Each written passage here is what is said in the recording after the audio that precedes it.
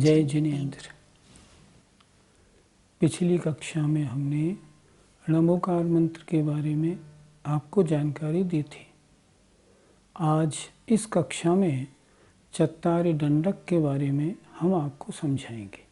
चत्तारी दंडक को शुद्ध कैसे बोला जाए ये हमें बताएं।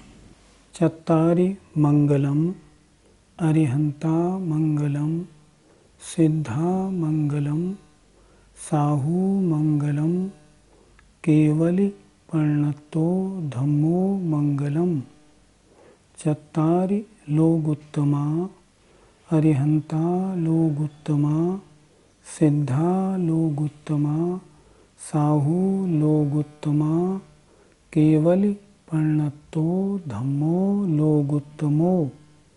चत्तारि शरणं पौवज्यामि, अरिहन्ते शरणं पौवज्यामि, सिद्धे शरणं पौवज्यामि, साहू शरणं पौवज्यामि, केवली पर्णतं धम्मं शरणं पौवज्यामि। बहुत से लोग इसमें गलतियां कहाँ कहाँ करते हैं, जरा इसको हम देखें। जब मंगल बोलते हैं ना, तो अरिहंत मंगल नहीं, अरिहंता मंगलम ये बोलना है। सिद्ध मंगल नहीं, सिद्धा मंगलम इस तरह बोलना है। जब हम लोगुत्तमा बोलते हैं ना, तो केवली पर्णतो धम्मो लोगुत्तमो, लोगुत्तमा नहीं लोगुत्तमो ऐसे बोलना होगा। पौवज शरणम पौवज्यामि में चत्तारि शरणम पौवज्यामि ये शुद्ध उच्चारण है। अक्सर लोग कैसे बोलते हैं, चत्तारि शरणम पौवज्यामि, ये गलत हो गया, ऐसे नहीं बोलना।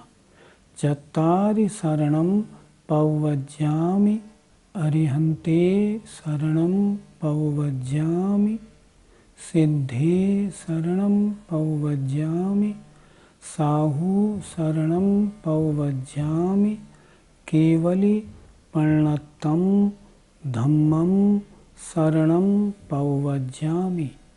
इस प्रकार इसका उच्चारण जब भी करें शुद्ध ही करें। इसमें दिक्कत क्या है, जो पूजा की किताबें हमारे पढ़ने में आती हैं उनमें भी ये चत्तारी दंडक शुद्ध नहीं लिखा हुआ है।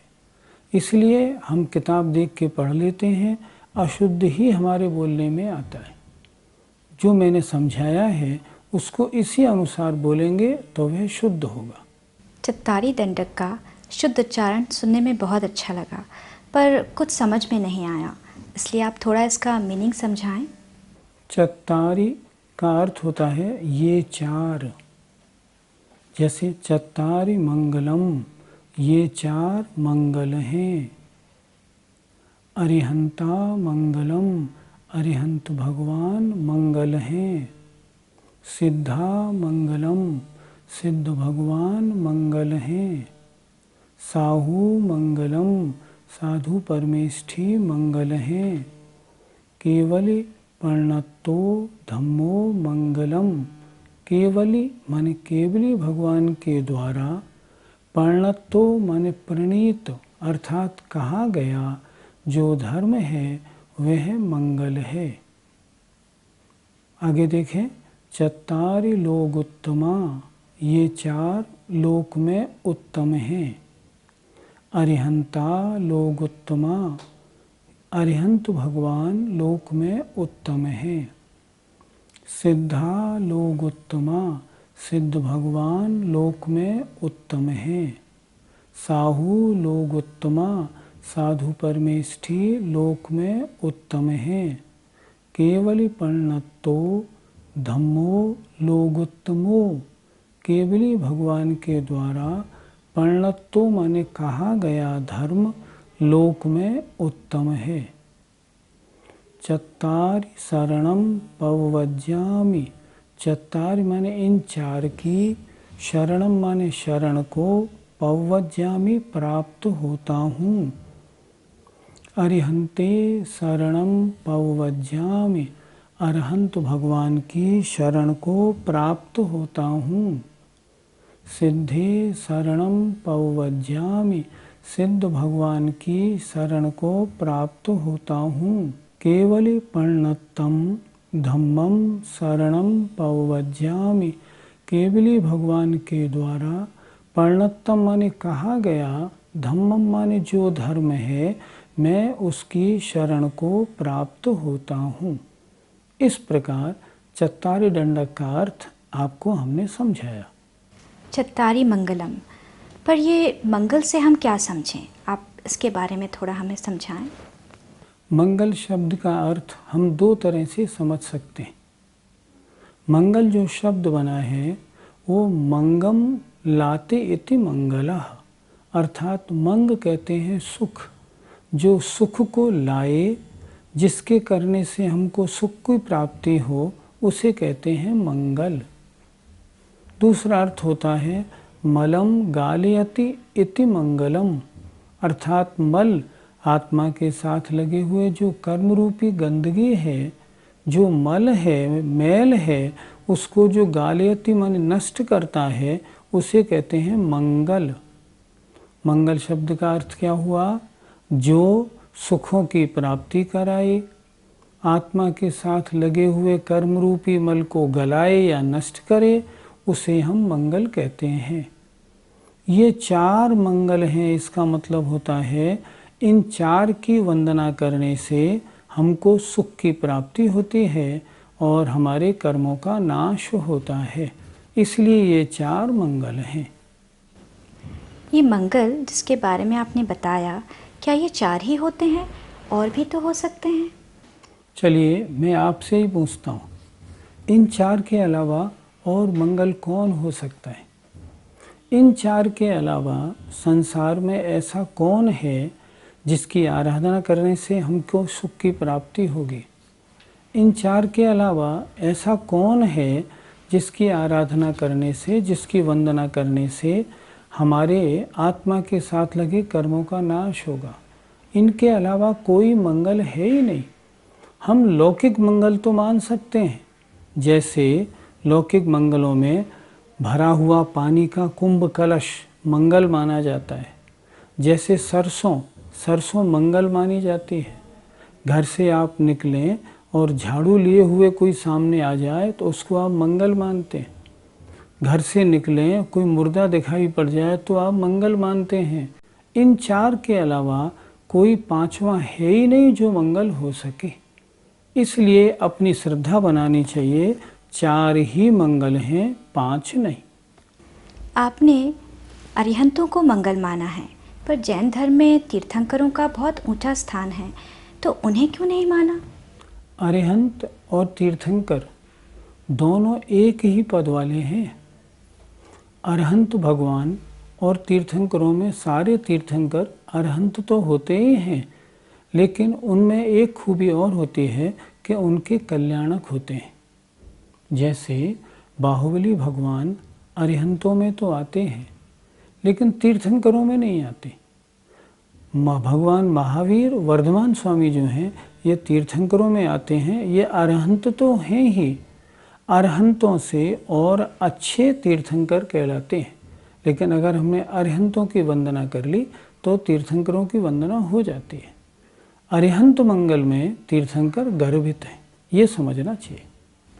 चत्तारी दंडक में आपने चत्तारी लोग उत्तमा का उच्चारण किया।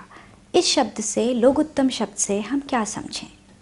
लोग उत्तमा शब्द का अर्थ मैंने पहले ही शुरू में बता दिया, जब आपने चत्तारी दंडक का अर्थ पूछा था। लोग उत्तमा, लोक और उत्तमा, इन दोनों शब्दों को मिला के शब्द बना है लोग उत्तमा, अर्थात ये लोक में उत्तम हैं उत्तम का मतलब सर्वश्रेष्ठ हैं। They are the best. इनसे अच्छा और लोक में, संसार में कोई है ही नहीं। सोचिए, आप खुद भी सोचें, क्या इनसे बड़ा कोई हो सकता है? अरहंत भगवान, सिद्ध भगवान, इनसे कोई बड़ा है? कोई नहीं। निर्ग्रंथ साधुओं से कोई बड़ा है? कोई नहीं। सोचो, जिन निर्ग्रंथ मुनियों के चरणों में देवों के इंद्र भी वंदना करते हों, उनसे बड़ा कौन हो सकता है? और एक वंदना हमने की, केवली पर्णत्तो धम्मो, तो क्या केवली भगवान के द्वारा कही गई धर्म से लोक में और कोई श्रेष्ठ है? कोई नहीं। इन चार के अलावा कोई भी उत्तम नहीं है। इसलिए लोकोत्तमा का मतलब लोक में सर्वश्रेष्ठ। They are the super most. उत्तम, जैसे आपने बताया, the best, the super most. लेकिन आपकी नज़र में केवली प्रणीत धर्म ही क्यों उत्तम है, अन्य धर्म क्यों नहीं? मेरी नज़र में नहीं, आपने कहा ना आपकी नज़र में, मेरी नज़र में नहीं, वास्तव में ये लिखा हुआ है ऋषियों के द्वारा, उन ऋषियों की नज़र में। अब मैं आपको बताऊंगा कि अपना जैन धर्म सर्वश्रेष्ठ क्यों है। सबसे पहली बात, धर्म अच्छा वो हो सकता है जिसका बताने वाला सर्वज्ञ हो। सर्वज्ञ माने सबको जानने वाला। दूसरी बात, धर्म कौन अच्छा हो सकता है? जिसको बताने वाला राग द्वेष से रहित तो हो। अन्यथा क्या होगा, जिसका जिससे राग होगा ना, वो उसके बारे में बता देगा। तीसरा, कौन सा धर्म अच्छा हो सकता है? जो हित के उपदेश देने वाले तीर्थंकरों के द्वारा कहा गया हो। जैन धर्म एक ऐसा धर्म है जिसको बताने वाले सर्वज्ञ भी हैं, सबको जानने वाले, वीतरागी भी हैं, राग द्वेष से रहित, और हितोपदेशी भी हैं, जिन्होंने स्वयं अपना कल्याण किया है, ऐसे कल्याण को बताने वाले हैं। तो क्योंकि जैन धर्म के अलावा अन्य धर्मों के बताने वाले ऐसे नहीं हैं, इसलिए अन्य धर्म उत्तम कैसे हो सकते हैं? इसलिए केवल पर्णत्तो धम्मो लोग उत्तमो, ये शब्द दिया गया है, बिल्कुल उचित है। शरण, जैसे आपने बताया कि जिनकी शरण में जाएं, जो हमारे दुखों को दूर करें, पर सिद्ध भगवान की शरण में हम किस तरह जाएं? वो तो अशरीरी हैं, हमें दिखते ही नहीं, और जो दिखते नहीं उनकी शरण को हम कैसे प्राप्त हों? सही पूछो ना, तो शरण तो सिद्ध भगवान की ही सर्वश्रेष्ठ है। सिद्ध भगवान कौन है? देखो, केवल प्रणीत धर्म तो शास्त्र हैं, शास्त्रों के अनुसार हमें चलना होता है। उसके ऊपर आए तो साधु हैं। साधु कैसे होते हैं?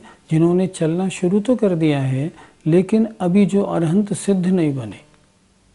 उनसे बड़े अरहंत हैं, उन्होंने 4 घातिया कर्मों का नाश किया है, लेकिन अभी 4 अघातिया कर्म उनके शेष हैं।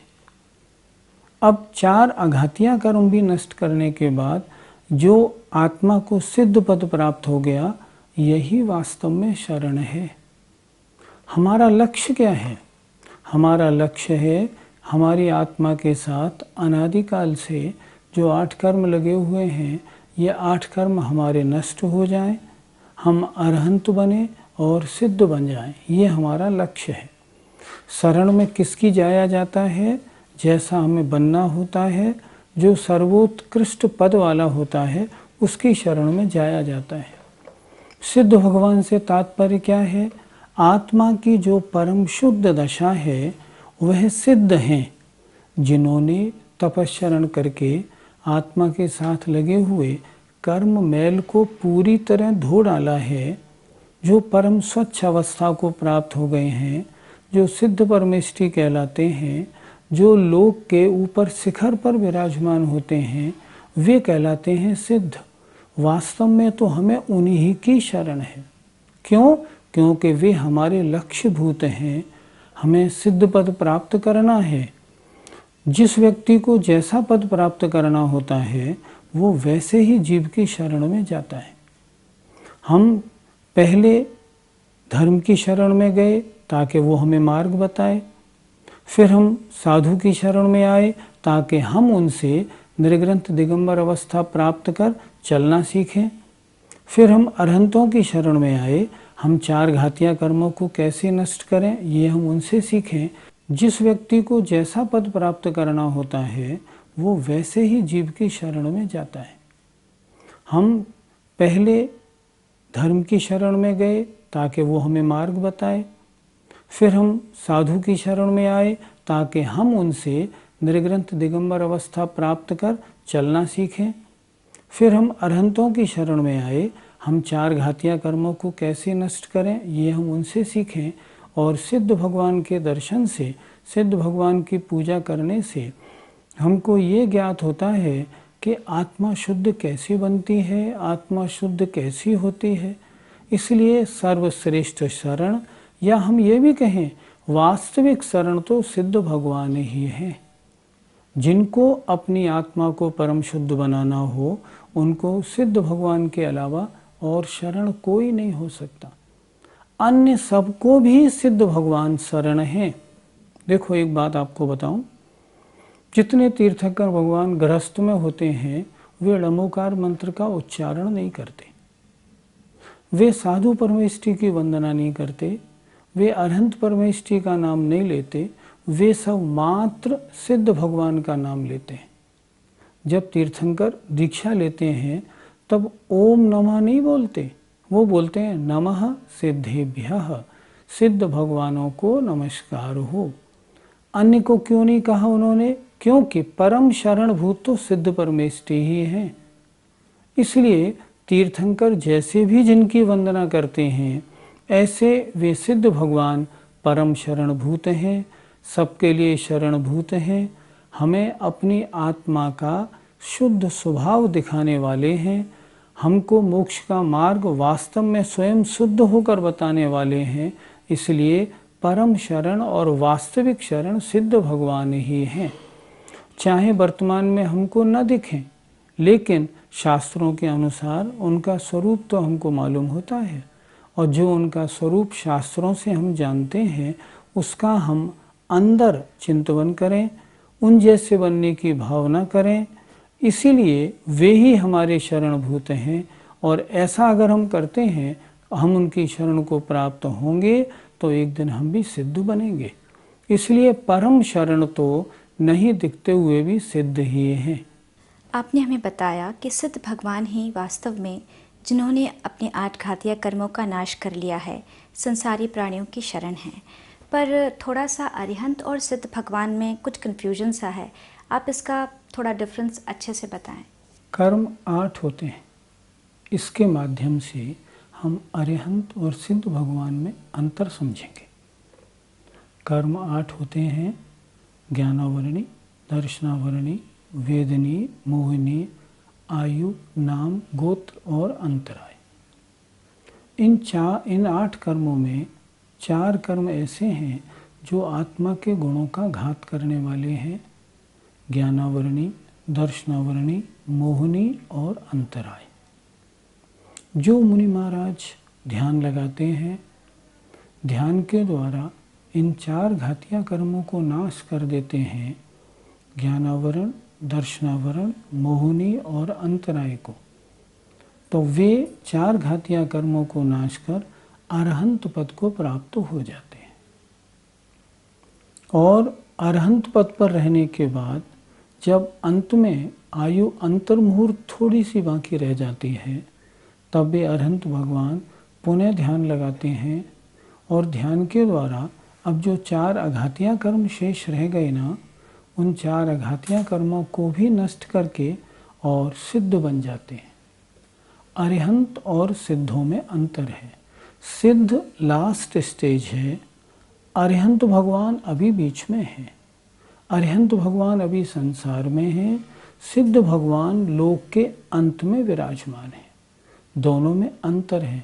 सिद्ध भगवान के घातिया कर्म नष्ट हुए हैं, अघातिया कर्म अभी नष्ट नहीं हुए। जितने अरहंत होते हैं वे बाद में सिद्ध तो बनते ही बनते हैं, क्योंकि वो लास्ट स्टेज है। इसलिए हम इसको ऐसा समझें, जिनके जो परमात्मा शरीर सहित है वे अरहंत हैं, जो परमात्मा शरीर रहित हैं वे सिद्ध भगवान हैं। अरहंत भगवान जो होते हैं ना, उनके 4 कर्मों का नाश होता है। द्रव्य कर्म गए, भाव कर्म रूप जो राग द्वेष आदि परिणाम होते हैं उनका संपूर्णतया नाश हो जाता है, लेकिन शरीर 9 कर्म अभी बचता है। अरहंत भगवान को 3 का नाश करना था, द्रव्य कर्म, भाव कर्म, 9 कर्म। उसमें भाव कर्म अभी नष्ट हुए, द्रव्य कर्म और 9 कर्म शेष रह गए। 9 कर्म माने शरीर। तो जब वे अरहंत भगवान सारे द्रव्य कर्मों को और शरीर को भी नष्ट कर देते हैं, जब आत्मा शुद्ध बचती है, जब आत्मा शरीर रहित हो जाती है, जब अपनी शुद्ध अवस्था को प्राप्त हो जाती है, तब वो कही जाती है सिद्ध। देखिए नाम भी क्या रखा है, सिद्ध, जिनका सारा कार्य सिद्ध हो चुका। जो अपना सारा कार्य पूर्ण कर चुके हैं उन्हें हम कहते हैं सिद्ध। और कार्य हमें क्या करना है, आत्मा के साथ लगे हुए कर्म रूपी मैल को आत्मा से अलग हटाना है। तो जिनके 4 घातिया कर्म नष्ट हुए वे अरिहंत भगवान, वो अभी संसार में हैं। और जिनके 8 कर्म नष्ट हो जाते हैं वो सिद्ध भगवान, वो लोक के अंत में जाकर विराजमान हो जाते हैं। ये इन दोनों में अंतर है। जितने अरिहंत हैं सब सिद्ध बनते हैं, जितने तीर्थंकर हैं वे तीर्थंकर पहले अरहंत अवस्था में रहते हैं, उसके बाद सब सिद्ध बनते हैं। जैसे भगवान आदिनाथ, भगवान पार्श्वनाथ, भगवान महावीर तीर्थंकर बने। अगर आप किसी के मन में ये विचार आए ये आजकल कहाँ पे हैं, ये अरिहंत के बाद आयु समाप्त होते समय ध्यान करके 4 अघातिया कर्मों को और नष्ट करके सब सिद्ध बन गए। आज वे सब ऊपर सिद्धालय में परम शुद्ध आत्म स्वरूप में विराजमान हैं। सभी अरहंतों को नियम से सिद्ध बनना ही होता है। आज के हमारी इस बात चत्तारी दंडक से हमें क्या शिक्षा मिलती है? ये चत्तारी दंडक पाठ नित्य दर्शन पूजन में नमोकार मंत्र के बाद बोलने योग्य है।